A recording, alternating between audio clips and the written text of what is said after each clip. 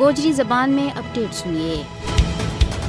مقبوضہ جموں کشمیر میں بھارتی فوجیوں کے ہاتھوں موت کو رقص جاری ہے۔ گزریا 24 گھنٹہ میں 9 کشمیری نوجوان بھارتی دہشت گردی کو نشانوں بڑے ہیں۔ ان نوجوانوں نے وادی لولاب، کپواڑہ، پلوامہ، کولگام اور سوپور میں شہید کیے گئے ہو۔ بھارتی فوجیوں نے ریاستی دہشت گردی کی نوئی کارروائی کے دوران قصبہ سوپور کا تیل بل اور تجن پلوامہ میں 2 اور کشمیری نوجوانوں نے شہید کر دیتا ہے۔ چندیگام لولاب میں ایک نوجوان شوکت احمد شیخ نے گرفتار کیو۔ بھارتی وردی پوشا نے اندھا دھند فائرنگ کر کے 4 نوجوانوں نے شہید کیو، جن بچ شوکت احمد شیخ بھی شامل ہے۔ یہ پیشہ کا لحاظ دے ایک ڈرائیور ہیں اور سیدو شوپیاں کا رہنے والا ہے۔ ان کا کار والا اور رشتہ داروں نے احتجاج کیو اور وہ ڈپٹی کمشنر آفس شوپیاں کے بڑے احتجاج کرنا چاہے تھا، لیکن انہوں نے راستہ کے بچ روکے گیو۔ پولیس نے ان کے اوپر تشدد کیو اور آنسو گیس کا گولا بھی داغیا۔ شوپیاں میں پولیس نے سوشل میڈیا دے ریئل کشمیر نیوز فیس بک پیج کا آپریٹر نے اس خبر کے اوپر گرفتار کر لیو کہ نوجوان شوکت احمد شیخ نے بھارتی فوجیوں نے چندیگام لولاب میں ایک جعلی مقابلہ میں شہید کیو۔ چاٹپورہ پلوامہ میں بھارتی فوج کی 55 RR 182 اور 83 بٹالین CRPF اہلکاروں نے ایک نوجوان نے شہید کیو۔ اس سے پہلا DH پورہ کولگام میں 2 نوجوانوں نے شہید کیو ہے۔ NIA نے پلوامہ میں 7 مقامات کے اوپر تلاشی لی۔ یہ چھاپا ایک مقدمہ کا سلسلہ میں ماریا گیا، جڑو 11 مارچ نہ چیوا کلان پلوامہ میں ایک جھڑپ کے بعد قائم کیو گیو۔